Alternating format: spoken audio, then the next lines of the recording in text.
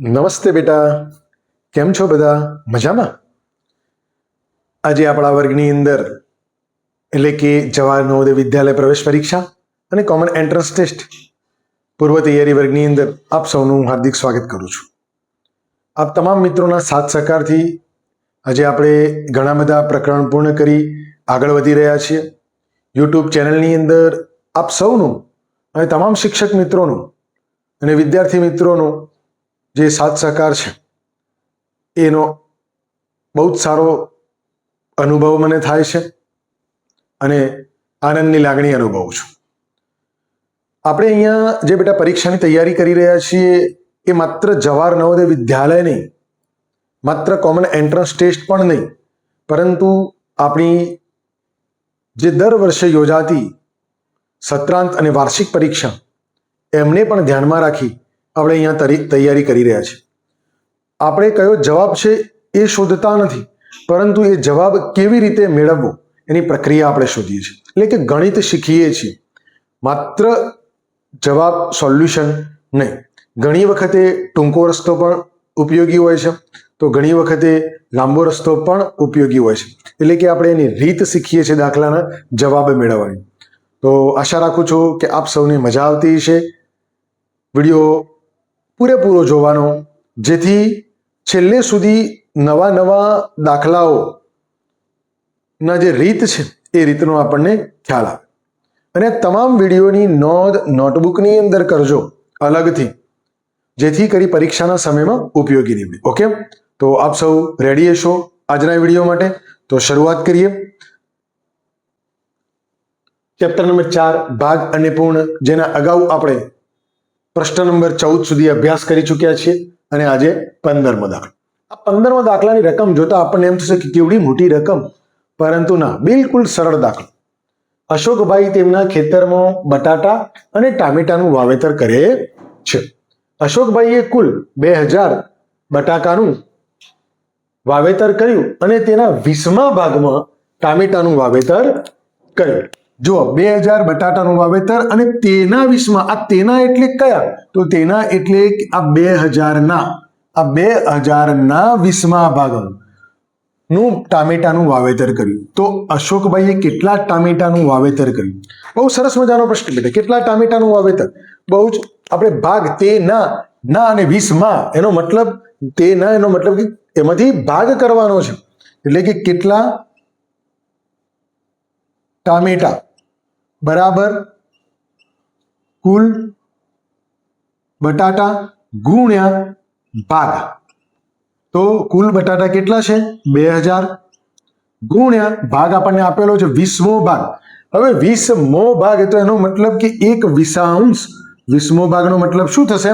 1/20. આ એક વસ્તુ ખાસ યાદ રાખવાની. કોઈ કે ચોથો ભાગ તો 1/4, ત્રીજો ભાગ તો 1/3, 20મો ભાગ બરાબર, એટલે કે 1/20 ભાગ થશે.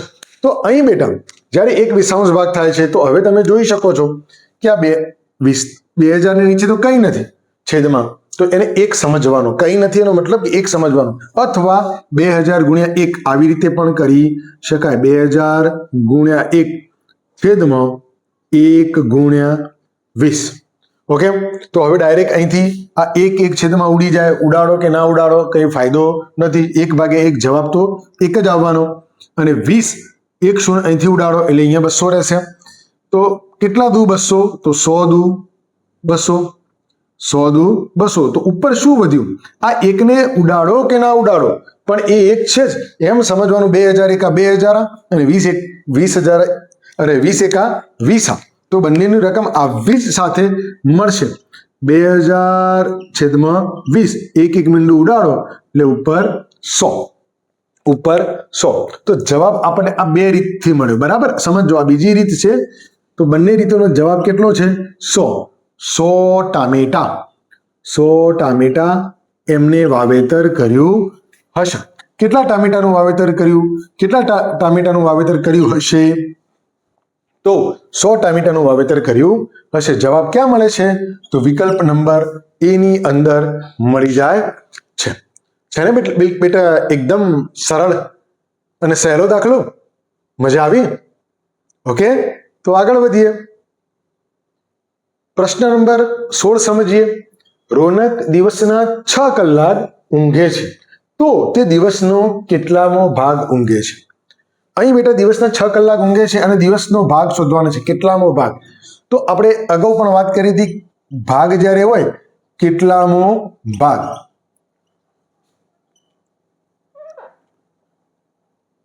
બરાબર અંશ અને છેદની રકમ આવશે. અહીંયા કુલ ભાગ અને કુલ પૈકીનો ભાગ. ઓકે બેટા, આ આપણે સમજી ચૂક્યા છીએ. પરંતુ અહીંયા કુલ ભાગ કેટલા? તો અહીંયા કુલ ભાગ એટલે દિવસના કલાક, કુલ કલાક, અને તેમાંથી ભાગ કેટલો? તો ઊંઘવાના કલાક, ઊંઘવાના કલાક. આ બંનેનો મતલબ સરખો છે. સામાન્ય રીતે આપણે આનો ઉપયોગ કરતા હોઈએ છીએ, પરંતુ અહીં દાખલામાં કલાક આપેલા છે.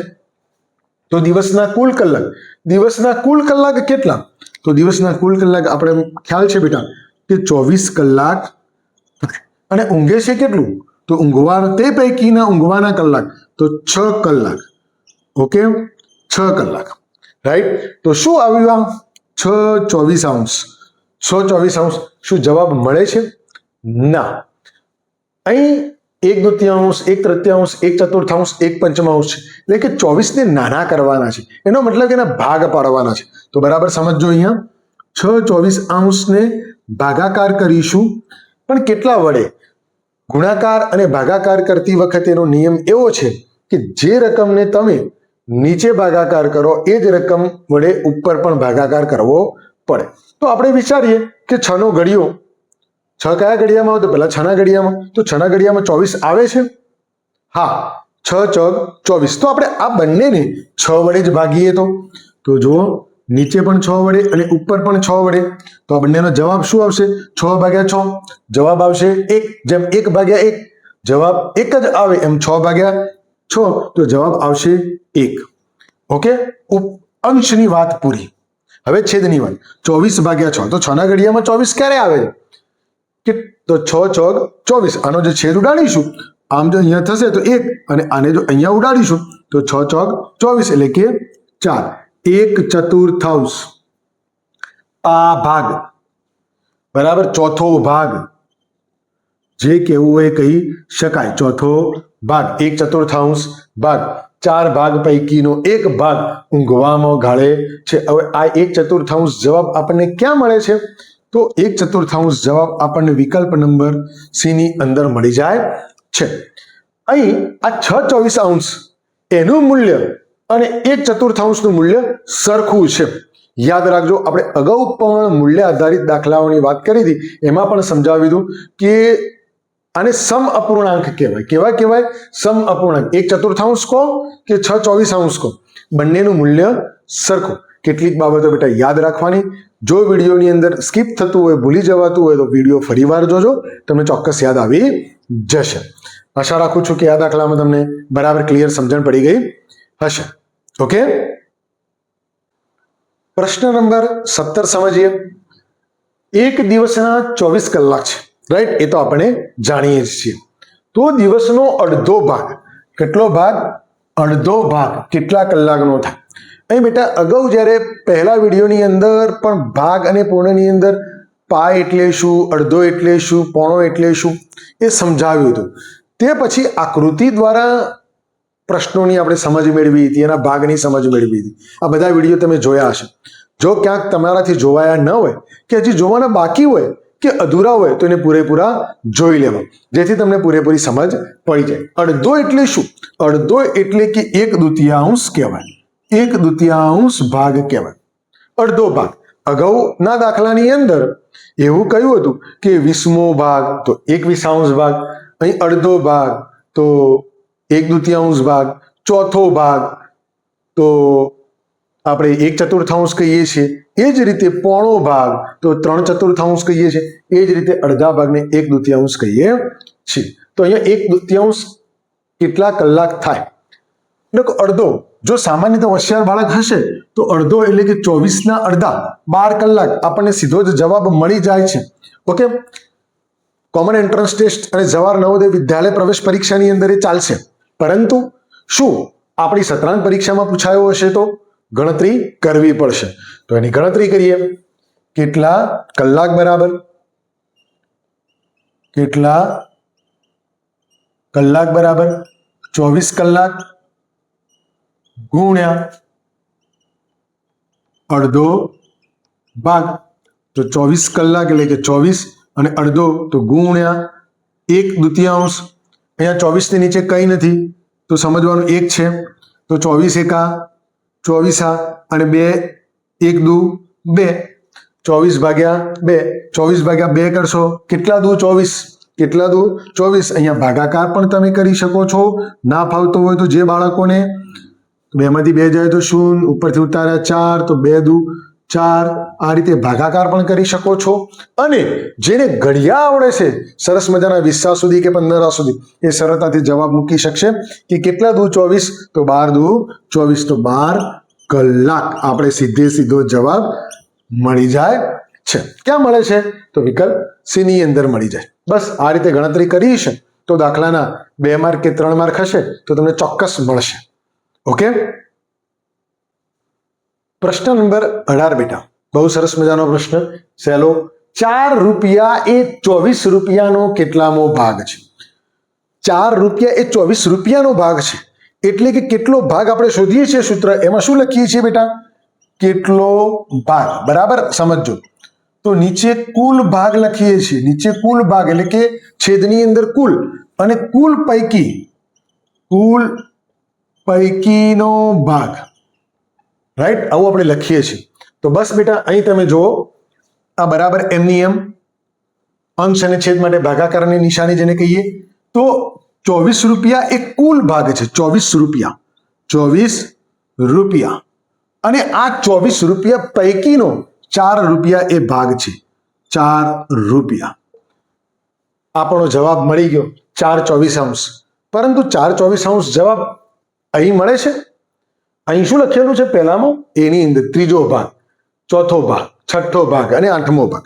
અહીં બેટા તમને એક બીજી વિગત પણ સમજાવી દઉં.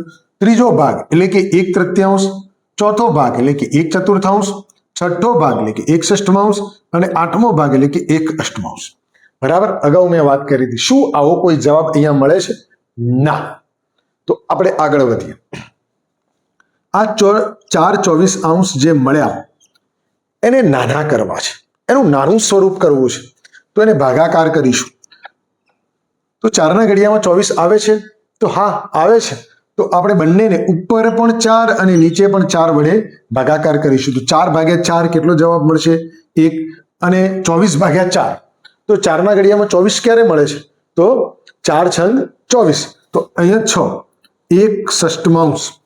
1/6 એટલે કે છઠ્ઠો ભાગ. શું છઠ્ઠો ભાગ આપણને જવાબ મળે છે? તો હા, વિકલ્પ નંબર સી ની અંદર મળી જાય છે. ઓકે બેટા, તમે ઘણી વખતે ડાયરેક્ટ પણ કરી શકો છો હોશિયાર છોકરાઓ, પરંતુ સત્રાંત પરીક્ષાઓમાં કે વાર્ષિક પરીક્ષામાં જ્યારે આવો દાખલો પૂછાય ત્યારે એને આવી ગણતરી કરવી જરૂરી છે. અને પરીક્ષામાં પણ આપણને ના ફાવતું હોય તો જવાહર નવોદય પરીક્ષા હોય કે કોમન એન્ટ્રન્સ ટેસ્ટ પરીક્ષા હોય, પણ એની અંદર ગણતરી કરશો તો સાચા જવાબ સુધી ચોક્કસ પહોંચી શકશો, નહીં તો ભૂલ પડવાની શક્યતા રહે છે. આશા રાખું છું કે આ દાખલામાં અને અગાઉના દાખલામાં પણ તમને બહુ સરળતાથી સમજણ પડી હશે. ઓકે. પ્રશ્ન નંબર 19 સમજીએ. સરસ મજાનો દાખલો. એક વાસણનો 1/5 ભાગ, બરાબર સમજો, 1/5 ભાગ પાણીથી ભરેલો છે. ઓકે, 1/5 ભાગ ભરેલો છે. એના 5 ભાગમાંથી 1 ભાગ ભરેલો છે. બરાબર સમજો. જો તેને પૂરું ભરવા માટે વધુ 40 લીટર પાણી જોઈએ, પૂરું ભરવા માટે, અહીંયા પૂરું શબ્દ ખાસ યાદ રાખવાનો, પૂરું ભરવા 40 લીટર પાણી જોઈએ તો વાસણમાં કુલ કેટલા લીટર પાણી સમાય? અહીં બેટા આ પ્રશ્ન બહુ સરળ છે. હું તમને આકૃતિ દ્વારા પણ સમજાવું અને સૂત્ર દ્વારા એટલે કે ગાણિતિક પ્રક્રિયા દ્વારા પણ તમને શીખવાડું. તો સૌથી પહેલો આકૃતિ. તો અહીં એક વાસણની વાત કરેલી છે. આ વાસણના કેટલા ભાગ પાડેલા છે? આ વાસણના 5 ભાગ પાડેલા છે. આ 1, 2, 3, 4 અને 5. ઓકે, તો એમ કે છે કે 1/5 ભાગ આ 1 2 3 4 ને 5, તો 1/5 ભાગ પાણીથી ભરેલો છે. ઓકે, જો તેને પૂરું ભરવું હોય એટલે કે આ બધું જ ભરવું હોય, આ બધું જ ભરવું હોય એટલે કે 4 ભાગ, 1 ભાગ 2 ભાગ 3 ભાગ ને 4 ભાગ, તો 40 લીટર પાણી જોઈએ. તો આ ભાગમાં કેટલું પાણી હશે બેટા સમજી લો તમે. એક ભાગમાં કેટલું પાણી છે એવું પ્રશ્ન પૂછવામાં આવે છે અને કુલ કરવાનું છે. જો 4 ભાગમાં 40 તો એક ભાગમાં કેટલું હશે 10 લીટર.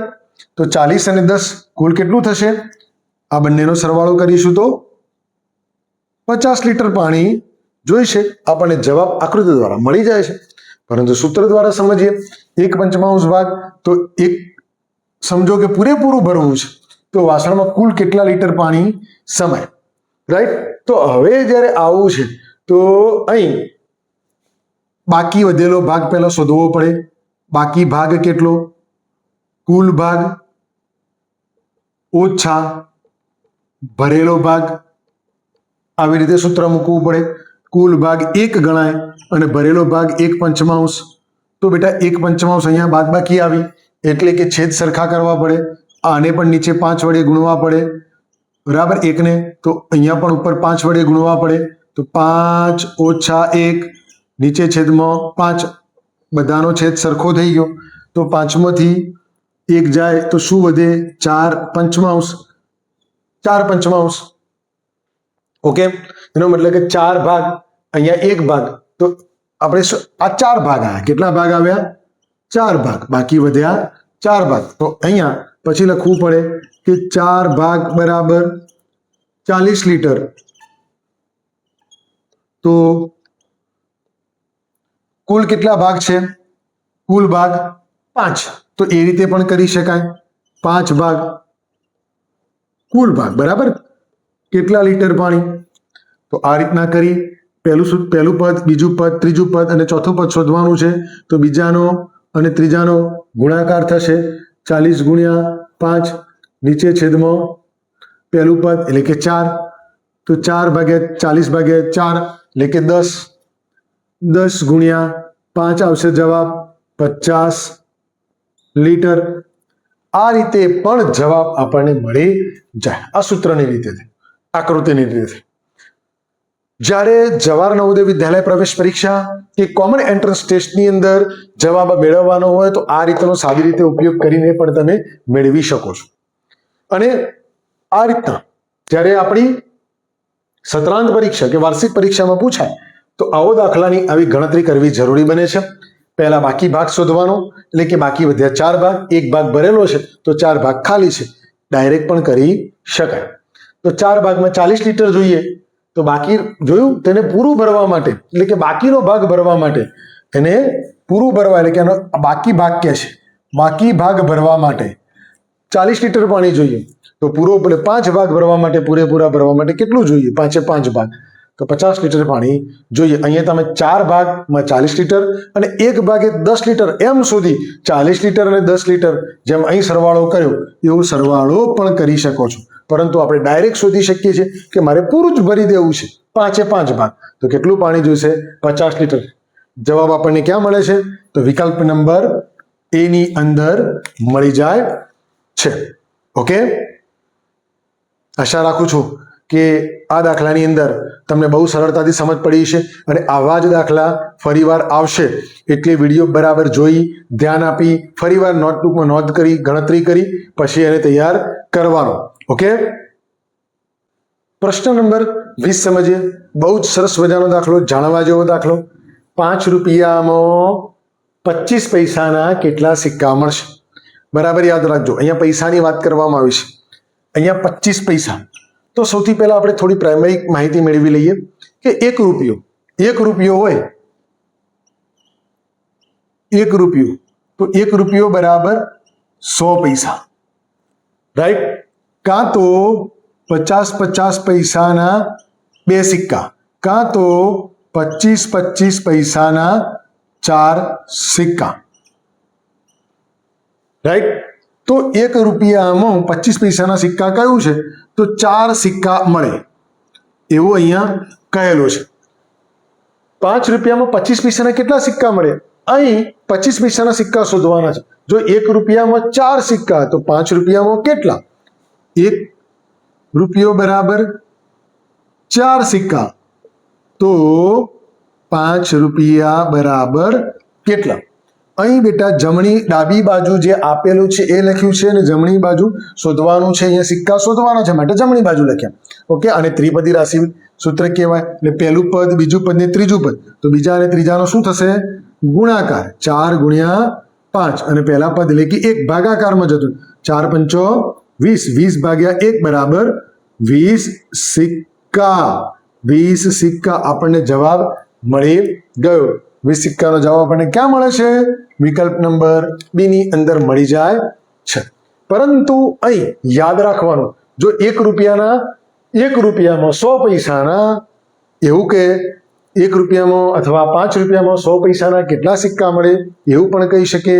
5 રૂપિયા 25 પૈસાના કેટલા સિક્કા મળશે એવું કહ્યું, તો એમ 5 પૈસા એ 100 પૈસાનો કેટલામો ભાગ છે એવો પણ પ્રશ્ન આવી શકે છે.